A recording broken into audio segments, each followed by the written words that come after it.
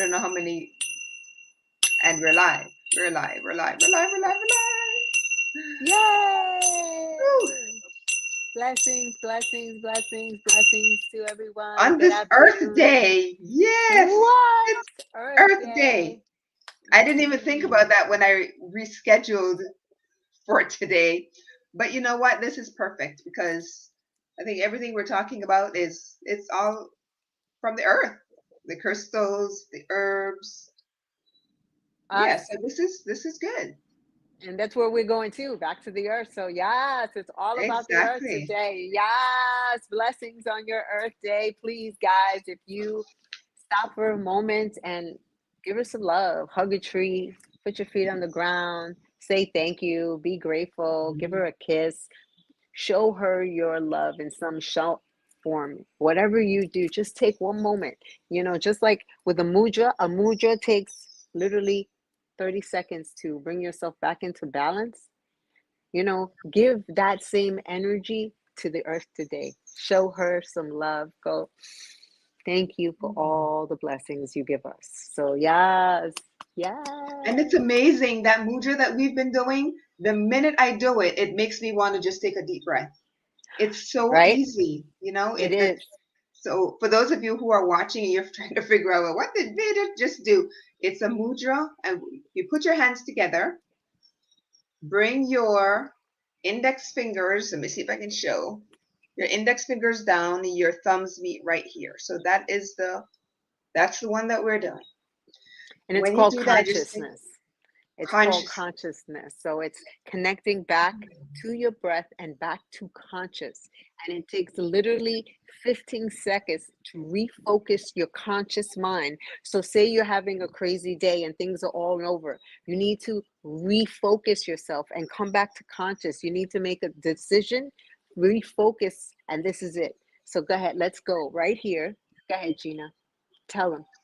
Just take a deep breath in. Breathe out.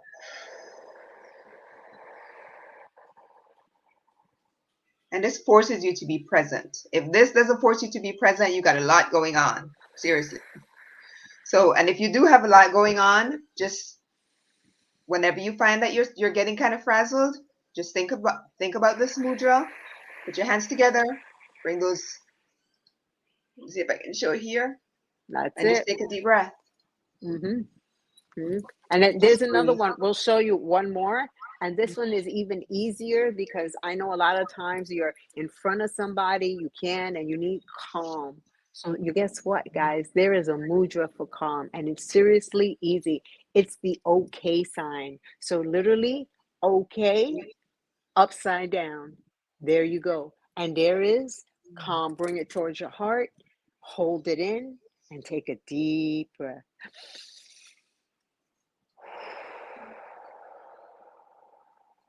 You want to make sure that you're relaxing your shoulders. Don't have them all, scrunched up like this. Just relax your shoulders. Relax your jaw too. Let go of that jaw. Mm-hmm. Literally 15 seconds to bring yourself back into calm and balance. That is what a mudra does, guys. Okay, see? Okay, calm. I know everybody's saying we came here for tea. Yeah, we are here for tea, but since it's Earth Day, we thought we'd just begin with just a little bit about Earth Day. One of the things I did, and I'm sure that MJ did the same thing. I brought a few crystals to represent all of the different elements for Earth Day. So I have 5 in my hands. Let's just talk about Earth Day just for a little bit. I have Septarian to represent Earth. I have Pyrite to represent air.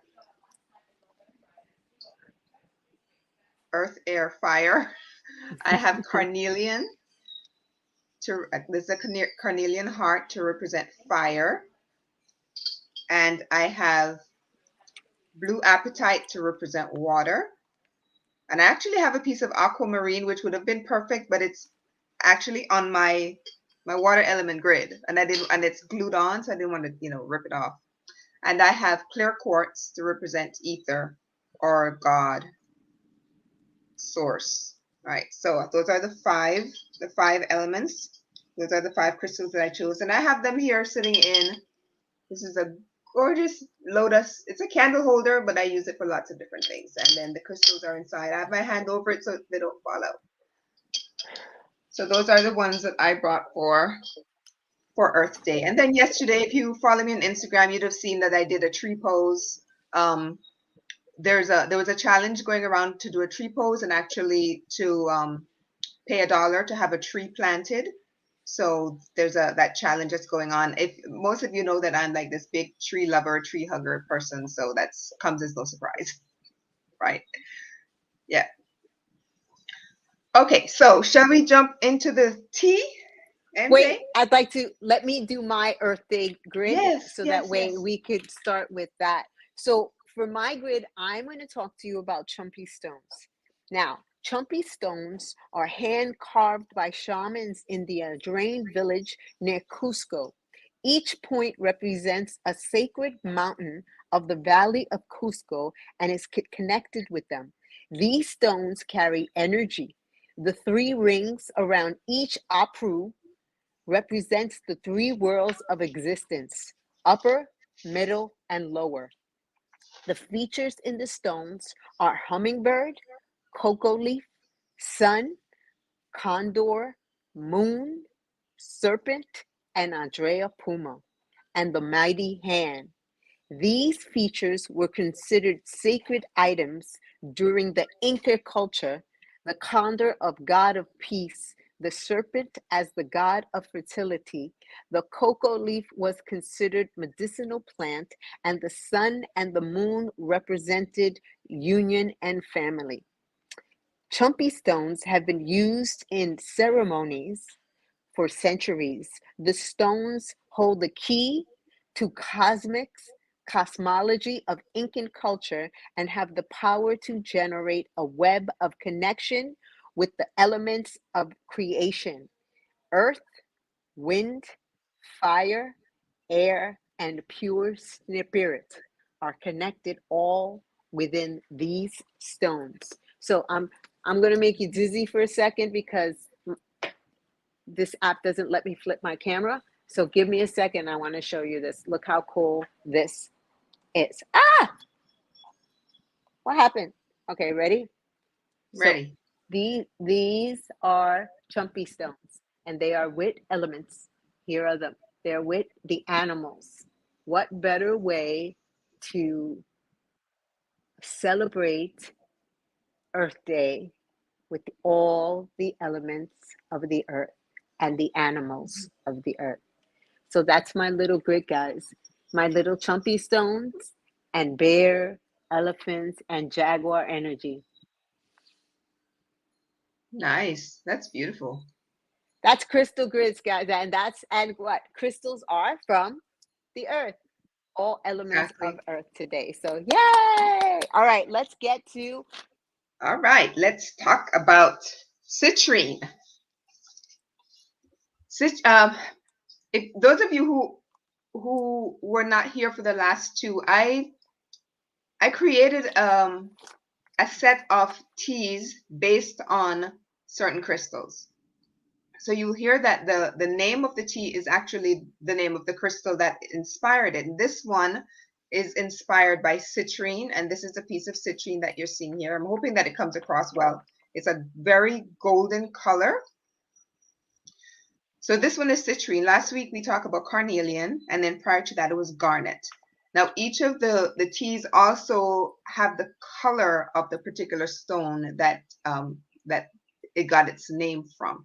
And some of these tea blends I created some of these several years back, and I'm revisiting them and deciding, there's certain things I would like to add, because over time I realized that my body needs certain things and certain things I can take out. So I revisit these tea blends and added a few things into this particular citrine blend. And the one thing I did add in was the elderflower. That was not in my original one. But oh, let me go ahead and actually show you what the tea itself looks like, because I have some in a jar here. Last time I tried to show you, I ended up spilling it all over the computer. Hopefully, It's hopefully you okay. can see that. All of the different pieces. I use the as whole as possible, unless the item isn't available in whole pieces, then I'll get it in a powder. But everything in here is pretty much whole pieces. You can see. It looks amazing, beautiful. It looks really fresh. So it's really warm. All right, so this particular one is called Citrine, and the ingredients are lemongrass, ginger, orange peel, mango.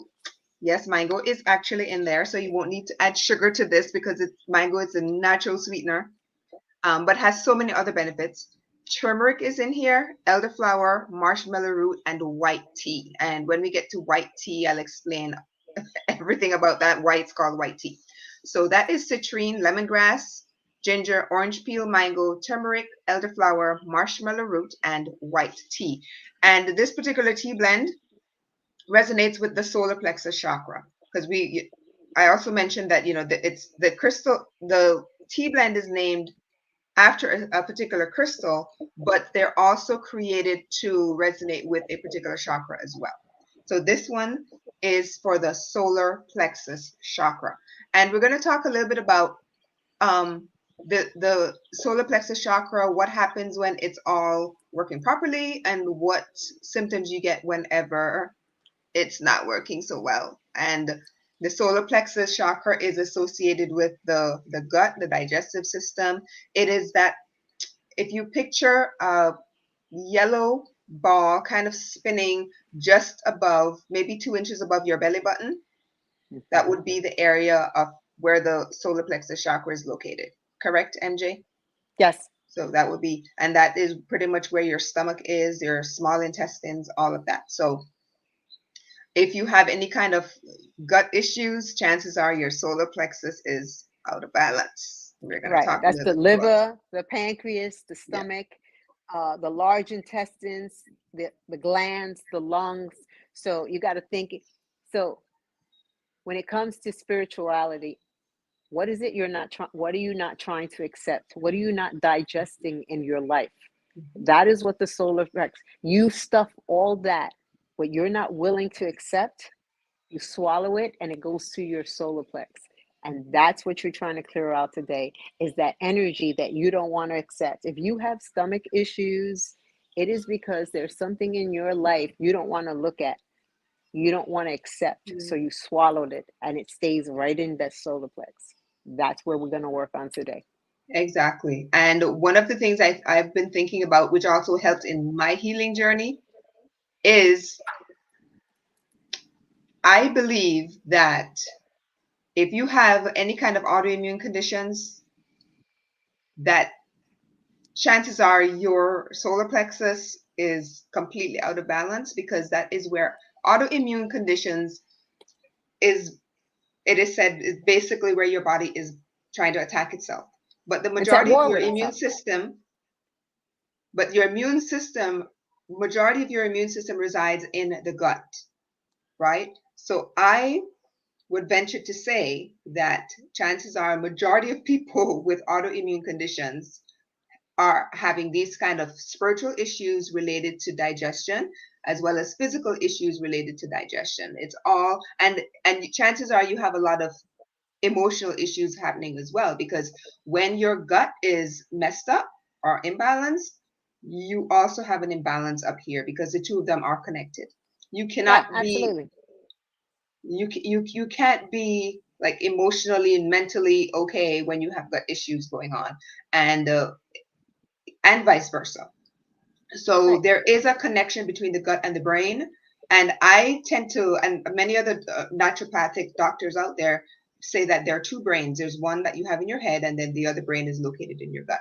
So there is, for me, an energetic and a spiritual connection to any kind of autoimmune conditions out there. There's that's, and we could have a whole other discussion about that, and we probably will one day, Whew. because Whew. because it is something that it's a rabbit hole that I had to go down to for my own personal healing. And that is when true healing began, is when I started to address those things that MJ said, that I was just stuffing there and stuffing and stuffing and holding on to it, not wanting to deal with it. When you start to deal with it, that's when real true healing begins. So Absolutely. that is for a whole other discussion. Woo! I hear you, MJ. I'll be like, preach, sister. I'm with you. Yes. So the first ingredient, well, let me show you a couple things that I made with this, and then we're going to go on. So I'm going to show you several choices. This is a lemonade that I made with this tea, and I did a concentrate first. Then I added some lemon juice and a little bit of extra water. So this is a lemonade. If you want to add a sweetener, you can, but you really don't need to, because like I said, there is mango in here and it gives it a natural sweetness to it. Now, so this that's is your the lemonade. tea. Wait, stop. Let's slow down, okay? You're going way too fast for me, and Sorry, I need to sorry. see this stuff, okay? Mhm. Bring back this. So the first one is lemonade. Wow. It Yeah. even looks like citrine. How Yes. amazing is that? That's beautiful. Look at that. So Wow. there's the citrine, right? Okay. Mm-hmm. So that's the lemonade. Now here is just a cup of the tea that I brewed, and here's the citrine crystal again. Now this is hot. This one here is hot. So I'm giving you Okay. choices on how you can utilize this particular blend, because I understand that not everybody sits down with a cup of hot tea on a hot summer's day. Right. I do, but not everybody does that. So I want to give you I do options. too. And Now I'm I on an want to island, show so you how I make this. This is the tea. This is the hot one, and I wanted to show you the actual pieces inside, right? So they kind of swell, because I'm using dehydrated pieces. So when you add the water, they do kind of swell, and then you can see the pieces of the herbs in there, and then the color. And the longer it sits, the deeper the color is going to be. So if you don't want a really strong tea, then only let it brew for maybe 3 minutes, or steep for about 3 minutes.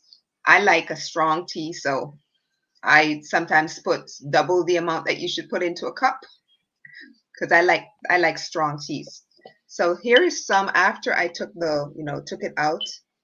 Let me see if I can show you just a few of the pieces. It's a really pretty tea blend, and it's I would beautiful. not throw this away. What you do is you go outside to your garden and you give it back to Mother Earth, right? Or you can simply take it and you can grind it up. You can add it back into maybe a soup that you're making. You can save this in your freezer, in your refrigerator for a few days, and then just add it to a soup that you might be making, rather than you throwing it out. There's so many ways of Or reusing. I'm going to interject here. Or Mhm. you could let it dry out on the paper and you can grind it up, and now you have citrine solar plex herb, and you can use it in candle magic and use it to help with energies of solar plex with the herbs. All right. Imagine you Mhm. can make a solar plex candle and sell it to your client.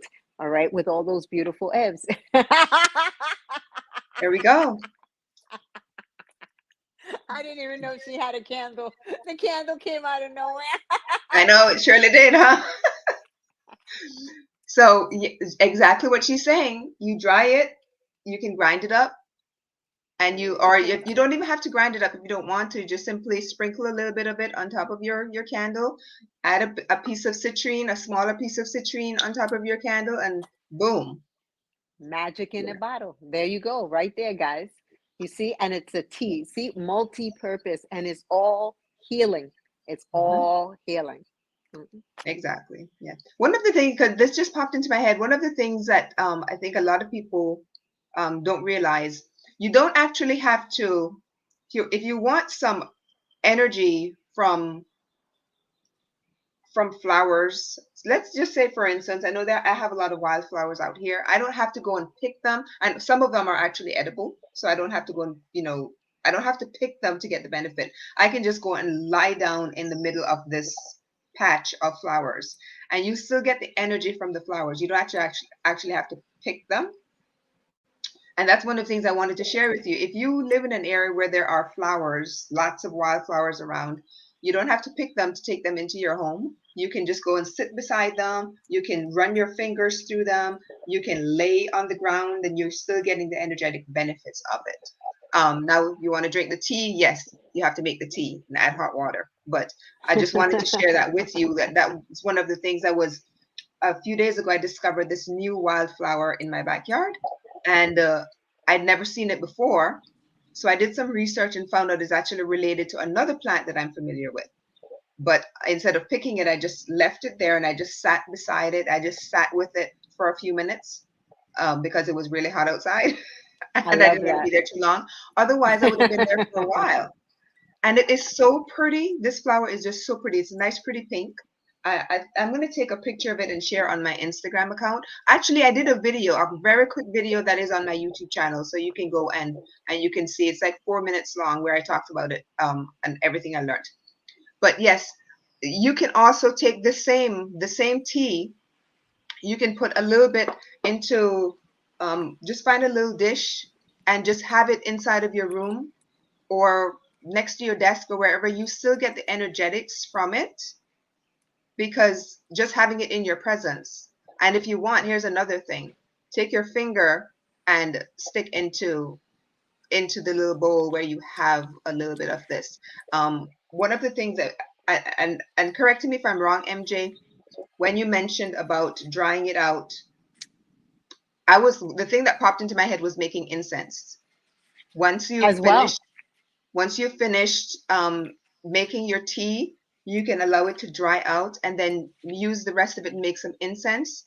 And and then you can simply sprinkle it on your candle or you can just burn a little bit of it. You still get the Absolutely. energetics that way as well. I Absolutely. know. You set the intention that it is a solar plex energy, and when you sprinkle it on, that's the energy that you receive. And say you have clients, say you have a client that has a solar plex issue. So since that is what it's for, you set the intention and you burn a little, and that it's going to help that client relieve the energy. And when we tell you, when we go one by one, and you hear, I mean, Gina's going to tell you the medicinal purposes, and I'm going to tell you the spiritual. And to get that's why this tea, it was perfect. It's perfect. Mhm. So if you burn a little, they're going to feel so good by the end of your session. It's going to be amazing. So Yeah. yeah, So, absolutely.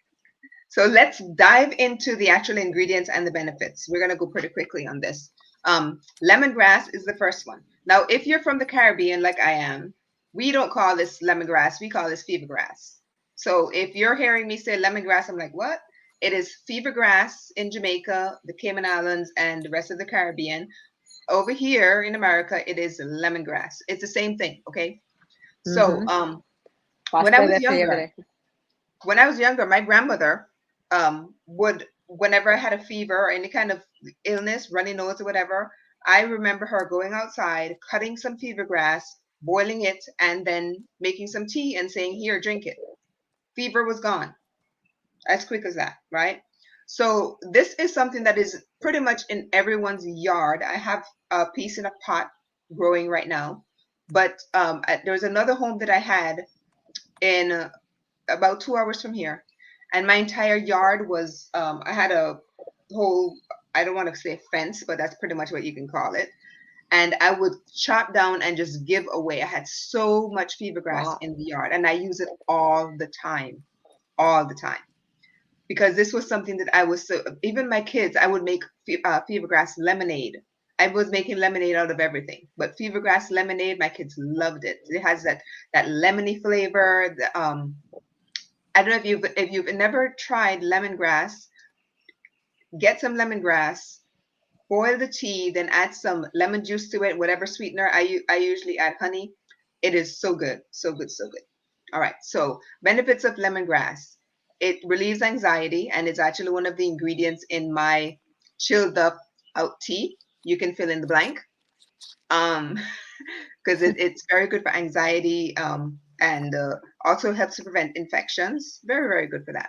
It lowers your cholesterol, according to certain studies that have been done in the Journal of Advanced Pharmaceutical Technology and Research. It's a long name, I know. It boosts oral health. You can actually use the plain lemongrass tea as a mouthwash. Don't add any sugar because then you're defeating the purpose of oral health. But it just boiling some fevergrass or lemongrass and using it as a mouthwash will help with oral health. And that is according to Food Chemistry Journal, and that was published in 2008. And all of these I'm giving you are science-based benefits proven, okay? It helps to relieve pain, and it's one of the essential oils that I have in my personal pain blend that I created many years ago. It actually helps to boost red blood cells, according to a 2015 study that was done. But you do have to drink the lemongrass tea for about 30 days to see the benefits, okay, of Check the with your increased doctor blood first. cells. Check with your doctors first, just in Yes. case. It does help to relieve bloating, and that is according to the Journal of Renal Nutrition. So one of the things that I do want to say about all of these ingredients is if you are on any kind of pharmaceutical medication, please check with your doctor before you start any kind of herbal therapy, actually. Because some of these, like you hear with a few of the ingredients that I'm going to mention, can interact with some of the pharmaceuticals that you're taking. If you're trying to come off pharmaceuticals, still check with your doctor first before you start anything. And he can certainly work with you to lessen the amount of pharmaceuticals you're taking as you work on your herbal journey. Okay. But that is always a caveat. Check with your doctor first. So that is just the shortened version of the benefits list of lemongrass. I could go on and on with lemongrass. So much more that I could mention. So what crystal do you have for me for lemongrass? Wait, let's talk about lemongrass in the spiritual world first before we talk That's about right. the crystal. Okay, so lemongrass is a masculine energy. It's associated with the planet Mercury. All right, so that's an air element. Okay, it's Gemini, Virgo energy. It's about communication. It's about protection. It's about love. It's about lust, purification. All right, it has the power to repel. Okay, repel in two forms. It repels snakes and also repels and banishes people as well.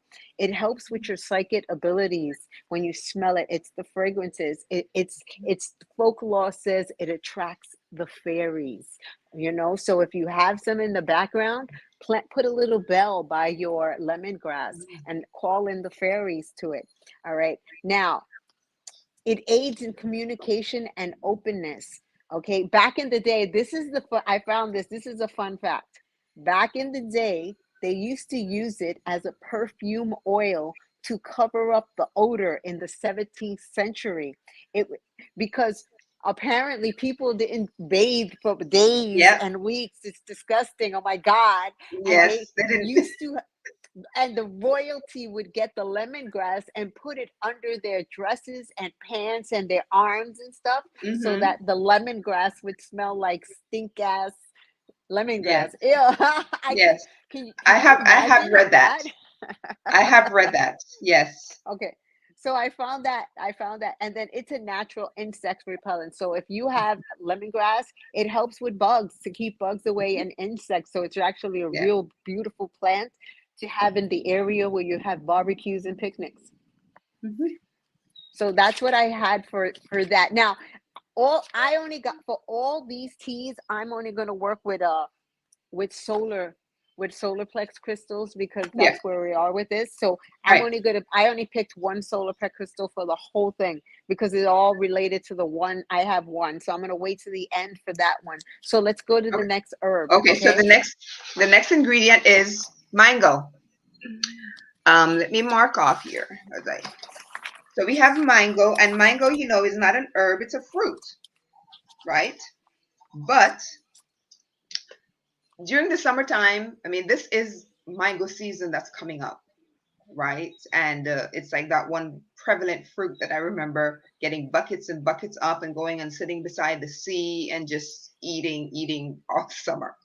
Mango is a natural sweetener. That's why one of the reasons I put it here, but it's also that one fruit I think that just resonates summer and resonates solar plexus all over. So I wanted it to be in here. And you're probably wondering, well, how did you get mango in here? Well, this is actually dehydrated mango slices, and then they're cut up into tiny little pieces and put into the tea. So once they're dehydrated, they're very, very easy to work with for you to incorporate into your tea. If you don't have dehydrated mango pieces and you just simply want to get some ripe ones, just get a very ripe piece. You don't want to use the green mango. Make sure it's really ripe. Blend it up really, really well, liquidy, and then you can add that into your tea. Okay, but you can find dehydrated mangoes at Walmart, Publix, all of those places. All right, so um, mango protects against dehydration, which is probably a good thing that, it's happened during the summertime when people tend to be at the beach and getting really hot and sweaty. So, and probably why we ended up eating a lot of it at the beach anyway, because we spent hours there. So it helps against dehydration as well as heat stroke. It's loaded with vitamin C, loaded with vitamin A, and it's considered to be an alkaline fruit. So it alkalizes your whole body. And I think pretty much most fruits and vegetables are alkaline, but mango tends to alkalize your whole body. It does help with digestion. There's a lot of fiber. So if you're having, this tends to be the time of year, for me anyway, when digestive issues tend to pop up. So I intuitively go towards the yellow fruits and veggies and foods because they really help with my digestive system during this time of the year. And mangoes especially, it's really good for me. It is considered to be an aphrodisiac. Yes, mango is. So you can let me know if that works. It's loaded with magnesium and All over potassium, your body. which are loaded with magnesium and potassium, which are also great for libido. So Let me if know how you're that works. having issues in that area, yeah, like I said, it is considered to be an aphrodisiac, right? And mangoes are also really good for the immune system. So if you're having any kind of autoimmune issues, again, check with your doctor first. This is coming from someone who's healed from I don't know how many autoimmune conditions, lupus included, and food was my main thing. And lots of other therapies as well. But food, yes, if you start to change up and fix your diet, you'll find that the healing process goes a lot faster, right? But that tends to be the one area where a lot of people don't focus on. But yes, mangoes are very, very good for your immune system. Can I And just that say is, something? yes, When it comes to food, and or they focus on it for like 1 second, okay, for this moment, and then they go back to normal, thinking that if I did it for that second, that I'm going to be okay, not realizing that it has to be a lifestyle change, right? right. And one of the things that I always say is lifestyle got you into the autoimmunity process. Only lifestyle is going to get you out of it. Yes. Absolutely. Thank you. Yeah. Beautifully said. Thank you. Yeah. And Okay. speaking of food, we mentioned food. That's one of the things that I do have here. This is yellow split peas that I cooked yesterday, and I make it really thin.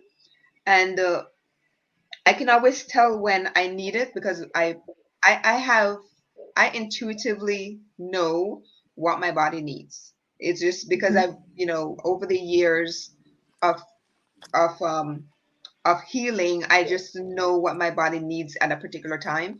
And right now, it's telling me you need garbanzo beans and you need yellow split peas. So those are the two things that I've been working with. So food for me is very, very essential. It's funny that you say that. I just want to add because I've been not well these past couple of days, and my roommate has been making me soup, and it's been garbanzo beans with potatoes and carrots. Like seriously, back down to those. So look at that. Yeah, yeah. And garbanzo beans are that natural yellow. And then what I tend to do is I add, turmeric and ginger and a slew of other herbs and spices to it. But yes, garbanzo and the yellow split peas and lentils. Hummus. Lentils very good. Hummus. Oh my God. He just eat lots of hummus. Yummy, yummy, yummy. I love hummus. So there we go. So do I. So do I. All right. So mango. Tell me all about mango.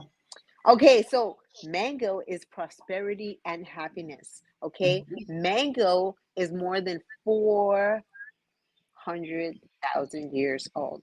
It's the king of the fruit. It says, no, 4,000 years old. I exaggerated. Let me not go there. It's 4,000 years old. It's the king of the fruit. Scientific fossil has evidence indicates that the mango made its first appearance back 30 million years ago in northeast India. They found a piece of mango in a fossil by a dinosaur. Can you believe that? So that's how far back it goes. All right. In Buddhism, mangoes came to represent faith and prosperity among the followers, and they would exchange it as wealth.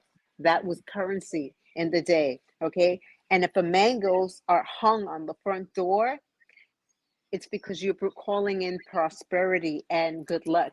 And it's sad. I'm sad. I love mangoes. And see, right, I was trying to go outside literally because right across this window, outside this Miami window, is the most beautiful mango tree that is fully in bloom, that we can just go over and pick up a mango and actually just rip it off and eat it. And it's right outside here, this window right there. So I'm like, so I tried to, but the internet wouldn't go outside. But yeah, Yeah, so because yeah. it's mango season. Yeah. It sure is. And you know, one of the things you mentioned India, whenever you go to any Indian restaurant or an Indian festival, one of the things that you can always find there is mango lassi. And oh my gosh, they are so good. I make them all the time whenever I have a lot of mangoes. Mango lassi with there's an unusual flavor in there that is cardamom. You cannot have a mango lassi without cardamom being in there. I'm just saying. So it is so amazing. So you have mango, which is considered to be an aphrodisiac. Then you have cardamom, which is also considered to be an aphrodisiac. So yeah, enough said. Okay. So the next ingredient is going to be turmeric.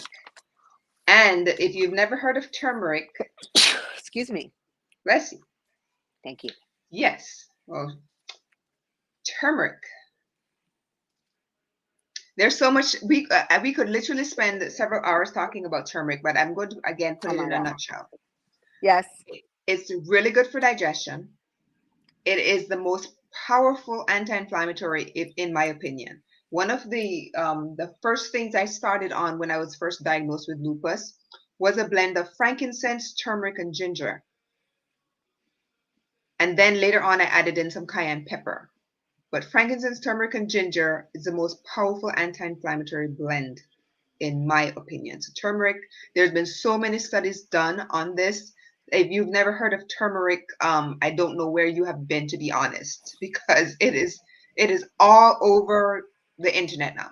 If, to me, I was working with it for many, many years, and then all of a sudden it was like everywhere. Everybody was talking about curcumin, which is this major compound in turmeric.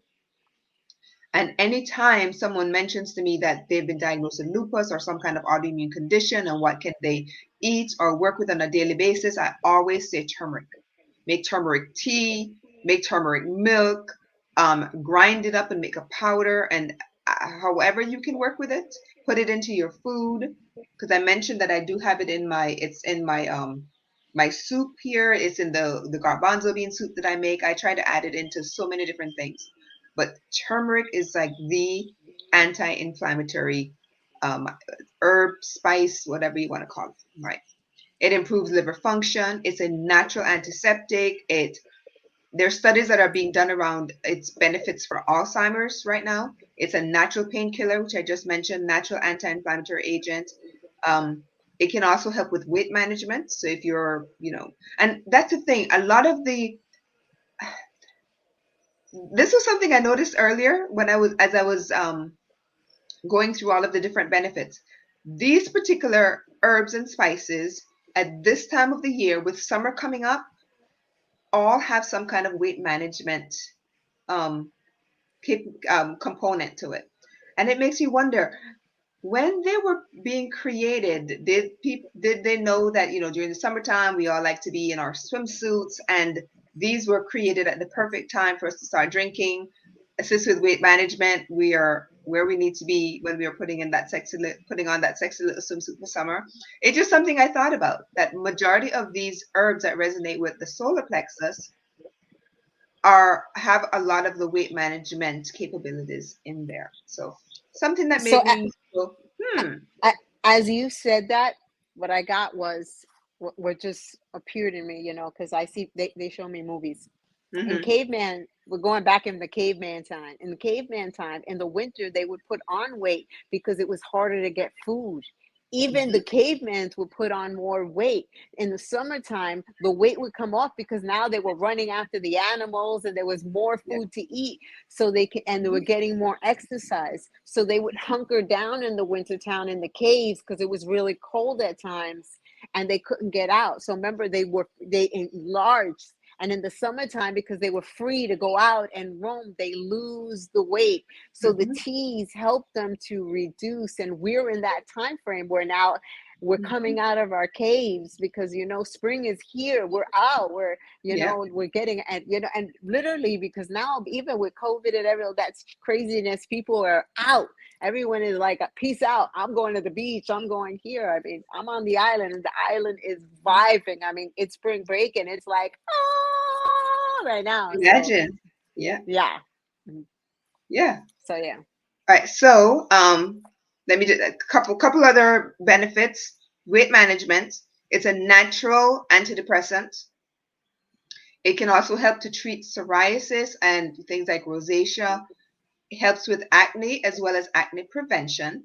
And the turmeric essential oil is one of the ingredients in the blend that I use on my face. So there's another little secret that I just threw out there. I've been working with turmeric on my skin for, gosh, probably the last 7 or 8 years. It's been a while. And there, if you look, if you do some research, you can find a lot of recipes for things like turmeric masks. But I would recommend that you work with the essential oil because remember, turmeric actually can stain. So if you're not familiar with working with the powder in making a mask, you can probably use too much, and then you Boy, end oh up boy. right. I learned the So hard way.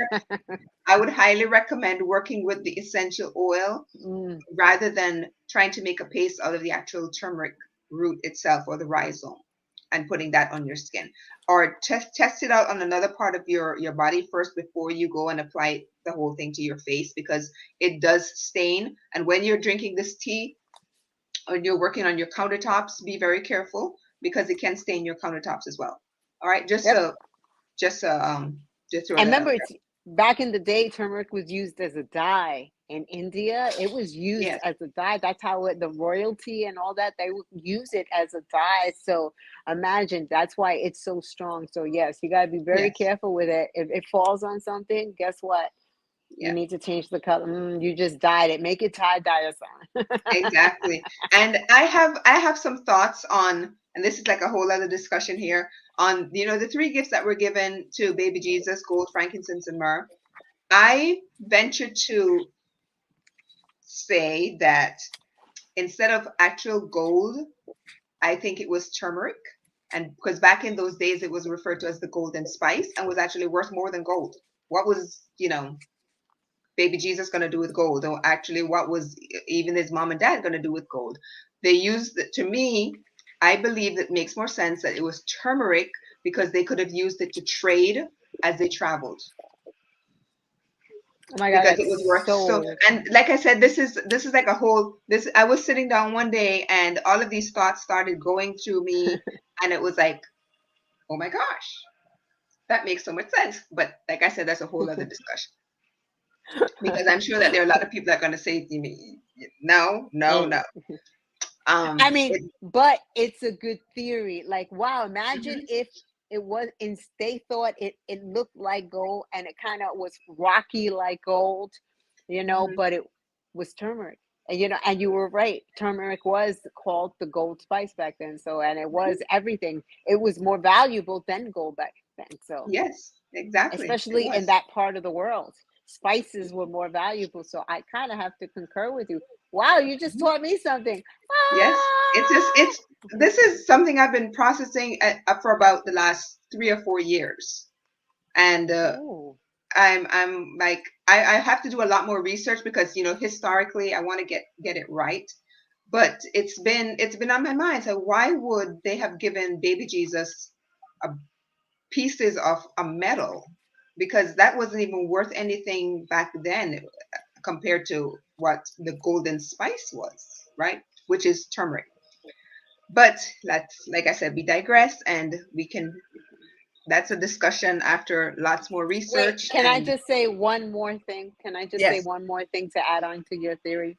Remember, a lot of the text that was transcribed, the verbiage was transcribed by people that thought it was, but it could have been meant something else. And they're even finding out today that the text from back then, what they actually transcribed it wasn't actually what it means. So it could have been transcribed as one thing and then meant to be something else. You know what I'm saying? yeah, yeah. Things that make you Plot, go, hmm. plot twist. Okay.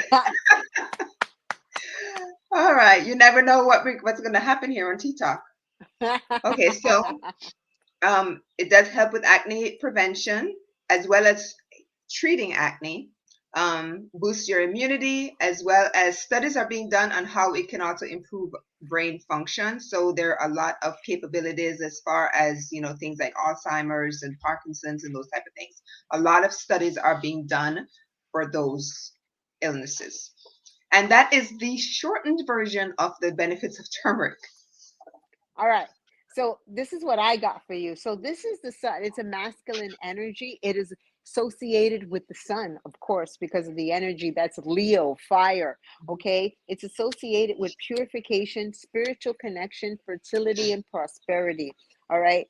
In the Vedic, they used it to cleanse the space between the chakras and allow the prana to flow more fluidly amongst the points. Okay. And then let's go further back. It was worn as a charm for good luck and protection. We're talking in Mesopotamia. We're talking way back. See, it was about a herb. It wasn't about money or gold back then. It was used as protection. And then also in Hawaii, turmeric was mixed with salt and water and sprinkled, and to this day it still is, and sprinkled around the home for purification. So just like if you burn sage, you actually can put it in water and use it, because remember, there's different types of turmeric. There is a turmeric that does not stain, and that's the turmeric they're talking about that they use for purification. So isn't that really cool? I thought that was Yeah, awesome. yeah, absolutely. There's so many different ways that we can utilize these and work with these different herbs. And I just learned something. I didn't know that there was a turmeric that didn't stain, because everything that I've worked with has always stained. Yeah, I have read that there is a different turmeric that does not stain, and that is the one that they used. Okay, so I was like, Hmm. and it's in Hawaii. So I'm like, Okay. oh wow, look at that. Okay, cool. Because I was like, That's what? true. It's gonna stain my floors. I'm not gonna stain my floors. I don't want my floors orange. But then it said no. But yeah, there you go. Look how Oh, cool for that's turmeric. So, interesting. All right. hmm So the other ingredient is ginger, which we've talked about extensively um in other live streams, so we're not going to harp on it, except for the fact that it's an anti-inflammatory. I mentioned it being blended with turmeric and frankincense as my anti-inflammatory blend. It's great for the digestive system, helps with nausea, upset stomach, indigestion. Anytime you have any of those kind of issues, what do we say? We'll get you some ginger beer, get you some ginger ale, drink some ginger tea, right? We're all yep, familiar with that. Um, yep. it's antibacterial because of the gingerol compound that's in there. And this one also will help with dental health because it helps to prevent the growth of certain bacteria in your mouth that could cause things like gingivitis and that sort of thing. So that's just again the nutshell. We've gone over ginger a lot, so we'll tag the other videos that we've done where we've discussed ginger, and you can get a lot more details there. Okay, perfect. All right. The same thing with the next ingredient is orange peel. Again, we've talked a lot about orange peel because I've worked with that in a few other Many oils. times. Yes. Yeah. So we'll again tag the videos, but in a nutshell, loaded with vitamin C, oranges, vitamin C, folate, vitamin B6, calcium, copper, magnesium, all of those things. Supports a healthy heart. It's a natural antihistamine. So if you have any issues with allergies, this particular tea blend will actually help with that. This also helps to promote weight loss because it boosts your metabolism. All of those. So that's just again in a nutshell because we've talked about the orange peel in quite a few other videos. Now, the one thing that we have not spoken about, which we'll talk about now, is marshmallow root. Woo. Marshmallow root, I absolutely love, love, love. And if you're familiar with marshmallows, the original, the OG marshmallows was actually made from marshmallow root, not that chemical mixture that they now have and packaged in this white puffy things in a plastic bag. Those are not the original marshmallows. Okay, marshmallows, real marshmallows were made from the marshmallow root. And it's been used for over 2,000 plus years all over the world. It's great for things like the common cold. And just a quick story. Years ago, I was diagnosed with mild emphysema. And the first root or the first thing I started to work with for that to help my lungs was the marshmallow root. Because what it does, it helps to loosen the mucus from within your body, from within the lungs. It also helps to reduce bacteria and helps to, bring that stuff up so I could actually breathe. And for those of you who are not aware, there's last time I checked, it was about 25% of the right lung that no longer functions. It's just there, right? But most people wouldn't know because I run, I do exercise, but this is a stark difference from the me, say, maybe 8 years ago, where I couldn't even walk 20 feet to a mailbox. So it's a bit, I've come a long way. And marshmallow root was one of the herbs that I was working with when I was diagnosed with emphysema. Now, I'm not saying this is a cure for anything. Okay, that's not what I'm saying. I'm just saying that this is one of the herbs that I was working with because of the benefits of the components of this mucilage that's in, or some people say mucilage, that's in the marshmallow root. And what it does, it just helps to kind of expel the mucus. And it's also really beneficial for people who may have like ulcers, because when you drink the tea, there's a really sticky substance, which is called the mucilage, that helps to coat your stomach. And it coats the trachea on your way down, coats everything, and helps to actually heal the ulcers that are inside of your gut.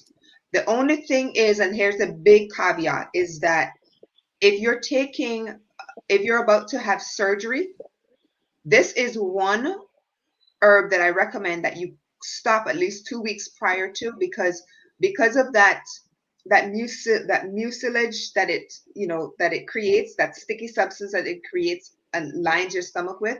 If you're taking medication for the surgery, and they're giving you medication during the surgery, it can actually block the absorption of Wow. those medications. So this is one that I highly recommend that you stop at least 2 weeks before, because it does have that mucilage component in there that can block the absorption of any pharmaceuticals that you might receive prior to surgery. All right. It is a natural,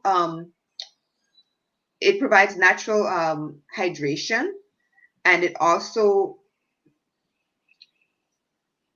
if you're, let's put it this way, if you have, fine lines and wrinkles, you're getting to that age where you're noticing those things, make some marshmallow tea and use a compress and just press that tea after it's cooled, of course. Don't go pressing hot tea onto your face because it's going to burn. So once it's cool, you just get a little a bath rag or cotton ball, and just dip and press it into your skin, and it actually helps with the hydration of your skin, and it helps to alleviate those fine lines and wrinkles.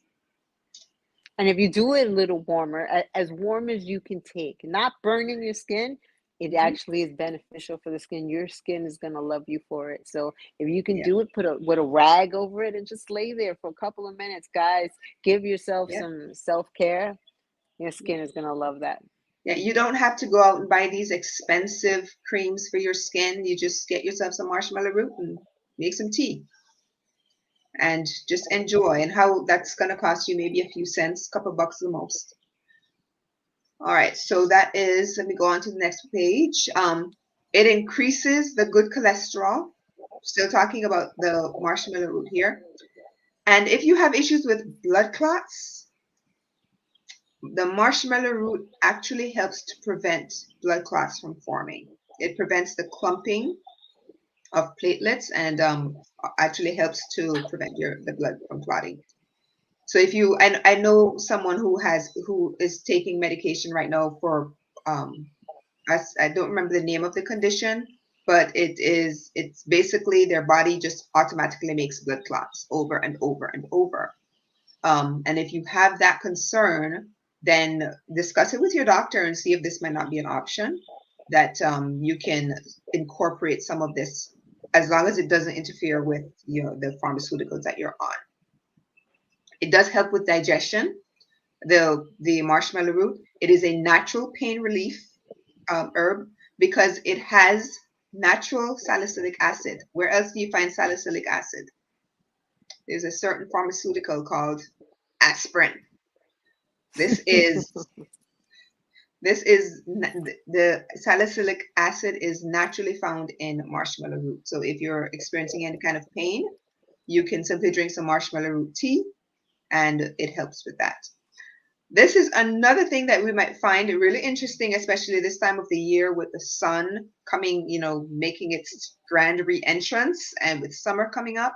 It is a natural UVA protector. So you've got built-in sunscreen in this marshmallow root. Now, it doesn't prevent you from, I'm not saying don't go out and use proper sunscreen on your skin, but marshmallow root provides natural UVA protection. It does help with acid reflux because of that gooiness that I mentioned, the mucilage that's in there.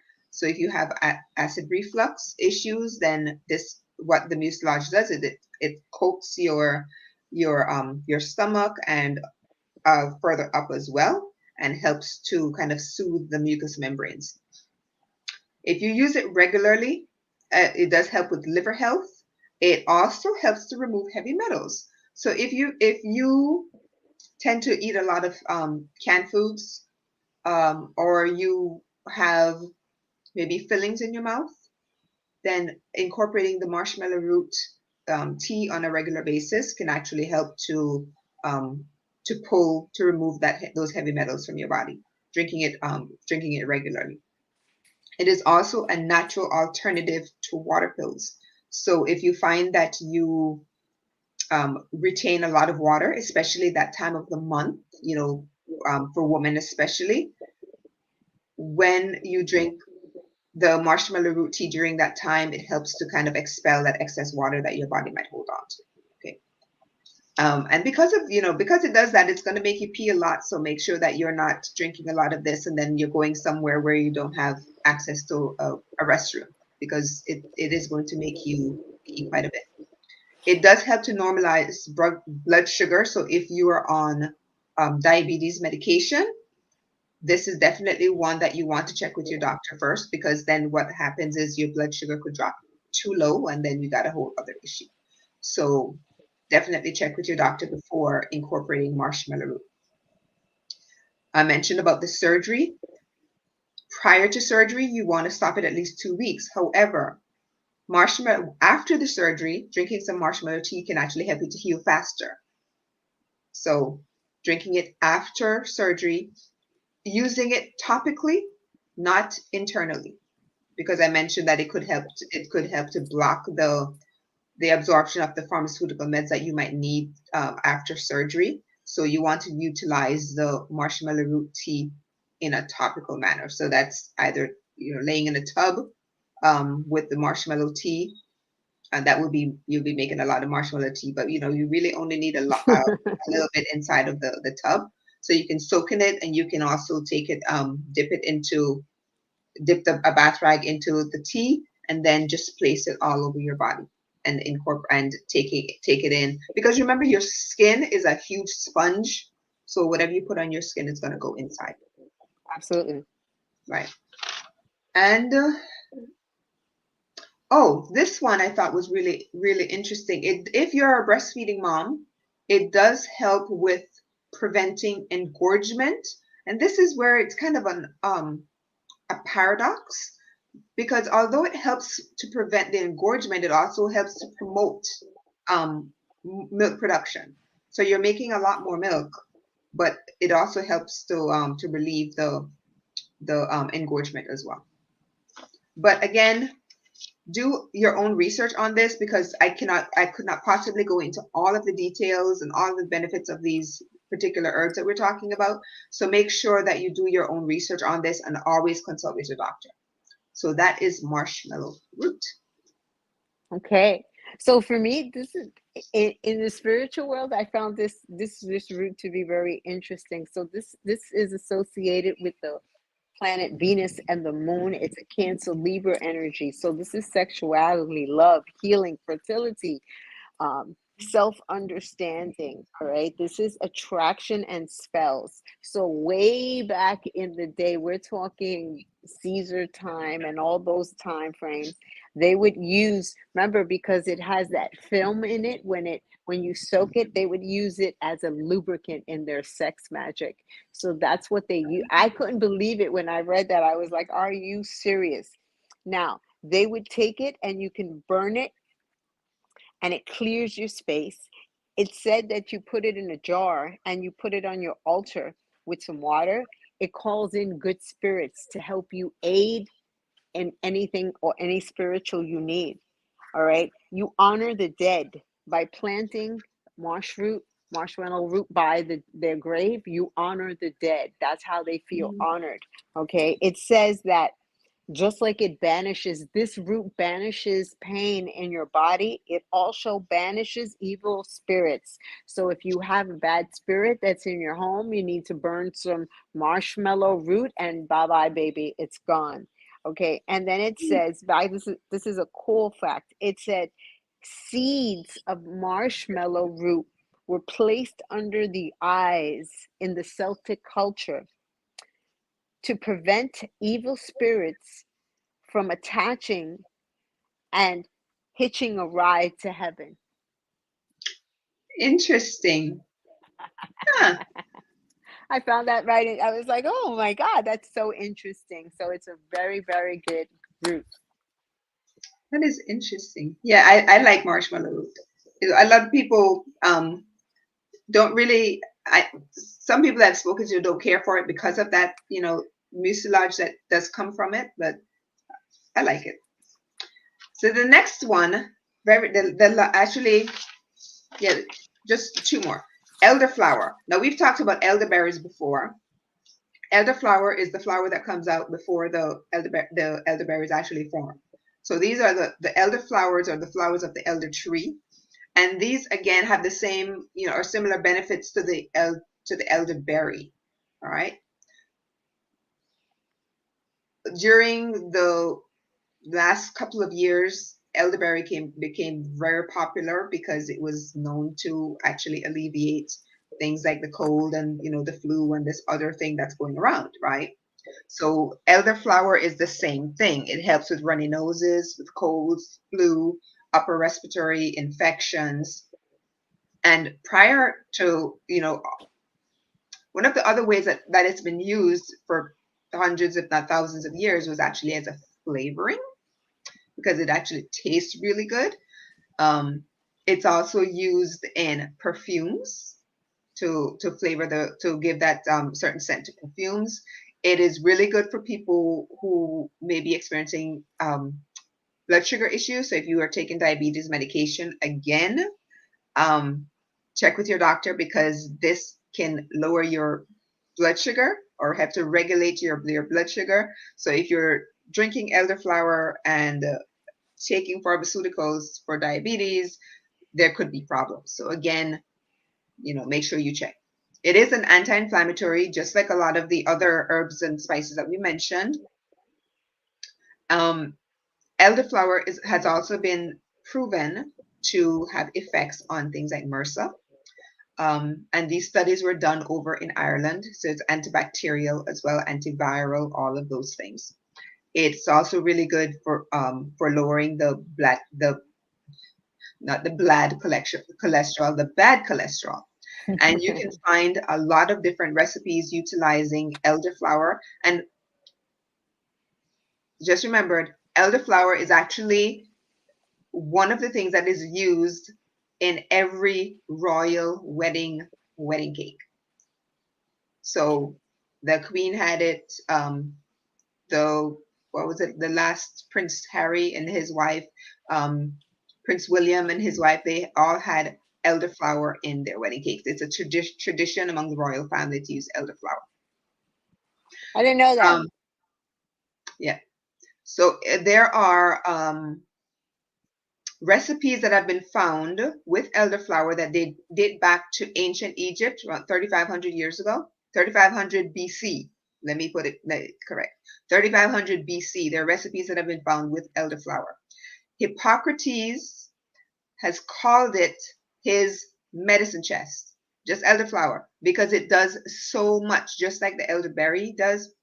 So Hippocrates referred to it as his medicine chest, that one item.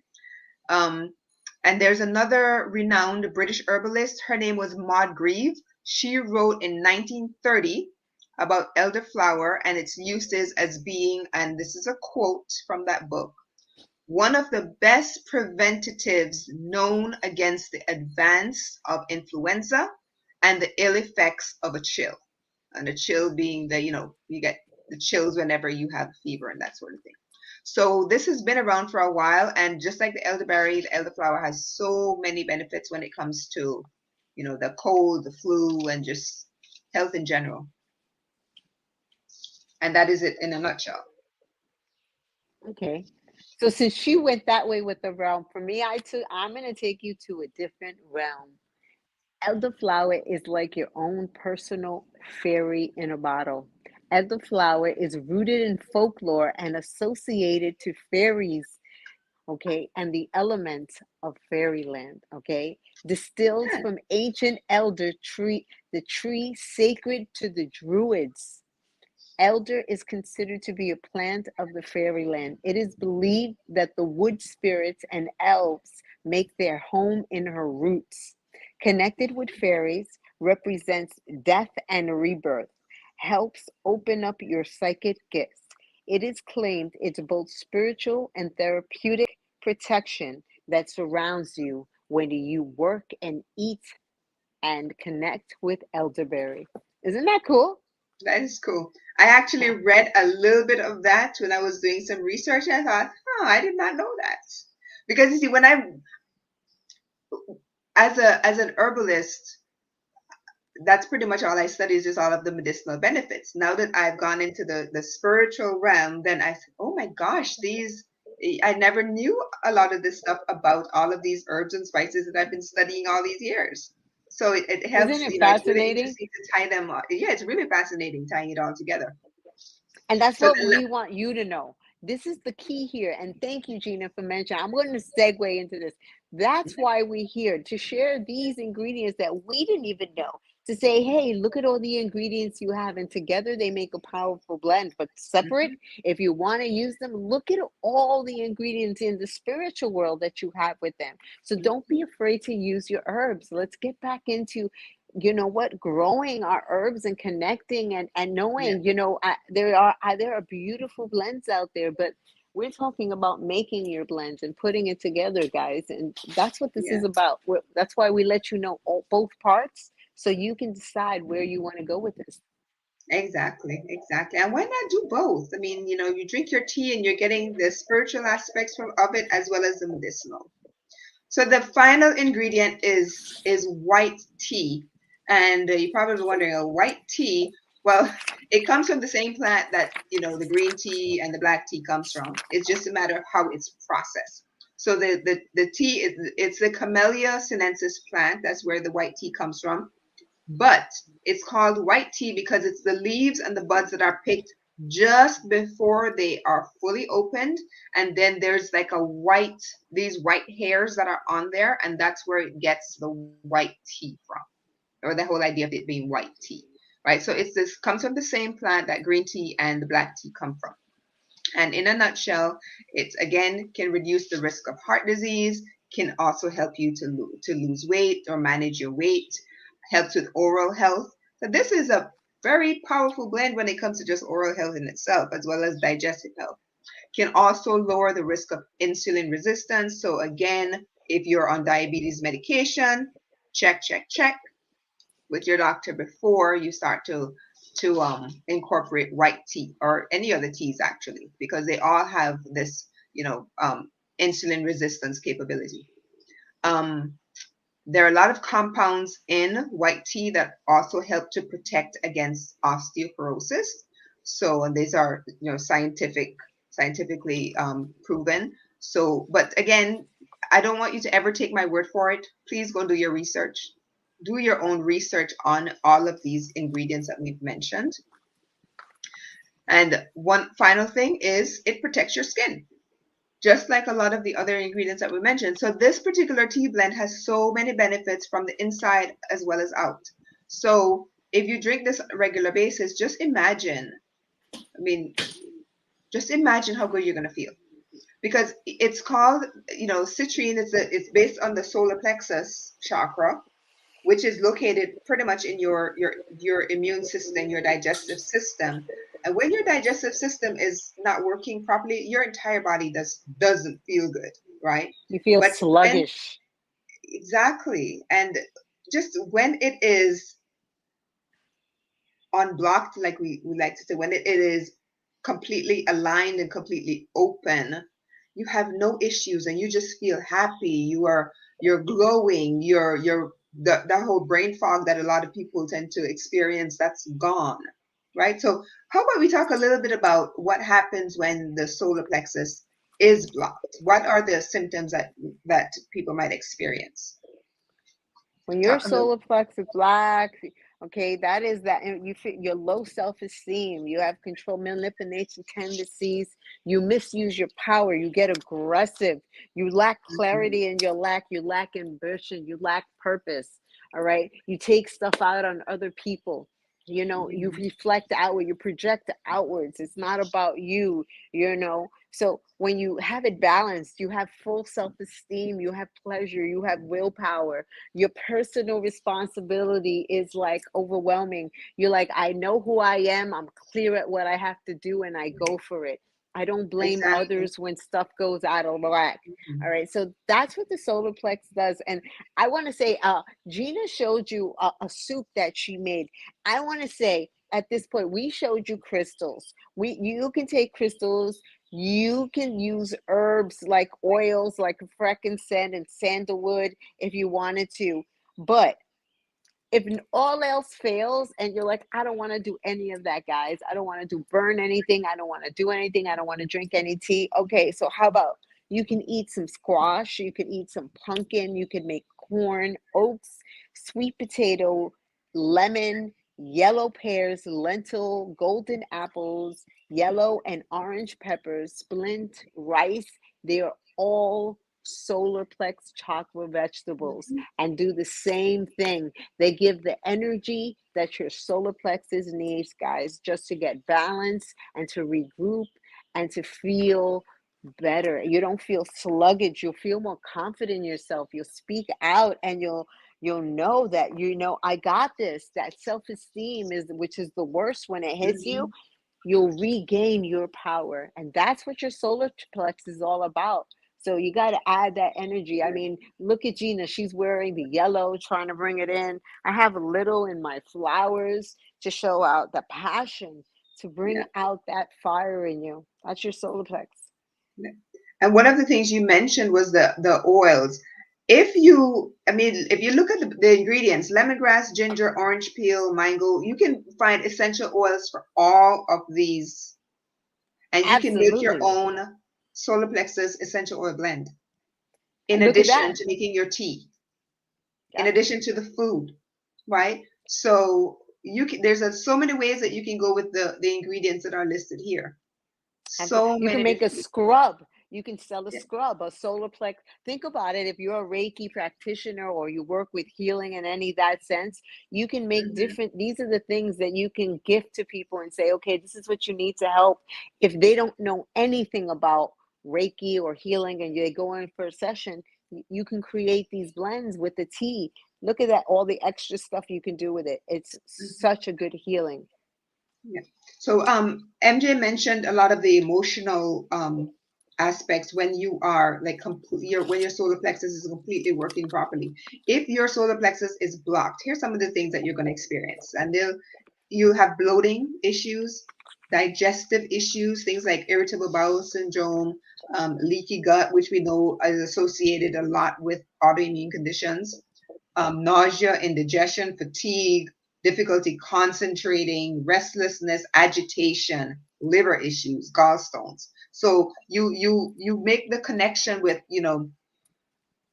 with the solar plexus, that energy center. When that's working properly, how do you feel? When it's not working properly, how do you feel? So and it affects a lot of the things that MJ just talked about. Those tend to be the emotional responses. But you get it when your solar plexus is not functioning properly, you're going to have emotional issues as well, because the two of them are connected, like I mentioned earlier. There's a brain in your Right. gut, Why there's a am I brain in your crying head. so much? So why am I Yeah. crying so much? Why do I feel depressed? Why do I feel abandoned? Why do I feel alone? Why do I feel sad? Hmm. Ask yourself, oh my God, am I out of balance? Remember, this Yeah. is about you. When you're feeling a certain way, don't put, and if you projecting out, remember, that's your solar, your sacral is out of balance. Then one of your chakras is out of balance. If you're projecting outwards, you need to look back in and say, okay, before I can blame somebody else, let me fix myself. And then Yeah. once I'm fixed, I will see things from a different perspective. But we always got to go in and you're fixing your energy field is very important, guys. So yeah, I love that. Exactly. So like we said, this particular tea blend was called Citrine, and there is a piece of citrine right there, nice golden color. And that is what I called this particular tea blend. But let me share with you a couple other crystals that I have that are also golden in color. This is yellow fluorite. And then I have, I didn't mention there is a symbol for the solar plexus, and it is called Manipura. That is the symbol for the solar plexus chakra. This is yellow jasper. And the Manipura is a Sanskrit word that actually means lustrous gem. Jen. That's what they refer to the solar plexus as. And remember, your digestive system is there, your stomach is there. So when that lustrous gem is out of whack, it doesn't feel so lustrous anymore. So to me, that's a beautiful name to be given to your digestive system. So in order to keep your lustrous gem lustrous, I like that word. I know it's just like lustrous. I Yeah. love how you say it too. I'm sorry, but I just love how you say it. Oh gosh. So yeah, just start working with your teas, and just if you don't have all of the ingredients that I mentioned, work with what you have. 'Cause the Absolutely. idea is for you to start creating your own tea blends, right? You may not have everything that we mentioned. If you only have orange peel and maybe a piece of mango, get creative, right? Let's go back to basics, guys. Let's go Yeah. back to using what we have and creating because we're using our hands, we're using our own intention. We want what I'd like to say is I'd like you to use your own magic. You know, there's so many magics out there, everybody creating, create here, use my magical blend. Oh, that's all Yeah. wonderful. How about you create your own blends and you take this as an example and use it and say, oh my God, I can add so many other things. And then you start experimenting and making your own blends and seeing how amazing it is. Look, that's how Gina did it, I'm sorry, to where she is to be able to make these amazing blends. So that's what I got. And I want to say for you, because she named it Citrine, I wanted to get a crystal. I wanted to get a solar plex crystal that would go for this. So for me, I got amber. Check this out. Yes. This is my piece of amber. Look at it. Yes. Amber. So amber activates the solar plex chakra, bringing vitality and igniting your confidence and personal power. It's a gem of wisdom, power, and protection. Amber increases optimism, physical security, and the healing of soul trauma. This is the amber. This is the stone that I dove for your beautiful citrine tea today. That is a gorgeous piece too. Thank you. That's gorgeous. Yes. And that is one of the stones that was actually mentioned on my list. There's pyrite, citrine, yellow agate, as well as amber. Yeah. And then one of the other ones I didn't mention was crystal beryl. I have a piece of crystal beryl tetrahedron. Yeah, because it's like 3, right? So and crystal beryl is supposed to have been one of the stones that was in Aaron's breastplate. Wow. So really love that. So those are all of you notice that they're all in that yellow gold tone, all resonating with the solar plexus chakra. So I hope that you learned a little bit, that you had a little bit of fun. Those of you who are going to come back for the replay, thank you for being here. Next week we're going to do 2 teas because we're going to be talking about the heart chakra. And most people associate the heart with Valentine's Day, red, pink. But the color of the heart chakra is actually green. So or pink. So next week we're going to be doing 2 different teas. One is going to be green, and one of them is going to be as close to pink as I can get it. So until next week, you can make the green tea, and then we can incorporate like rose quartz crystals, because that is the pink for it. So that is the energy of it, So, but you got a challenge now. Challenge. Go for it. So next week is going to be exciting. It's going to be so much fun. Today was exciting because we went in areas that we didn't plan on, but that's the beauty of doing the show. It's always something that is unexpected. Yes. Thank you, MJ, good, and thank you to everyone who watched and who is going to watch. It was fun. Blessings on Earth Day, and enjoy yourselves. Have a great day, and don't forget there's magic in that tea. There sure is. Take care, guys.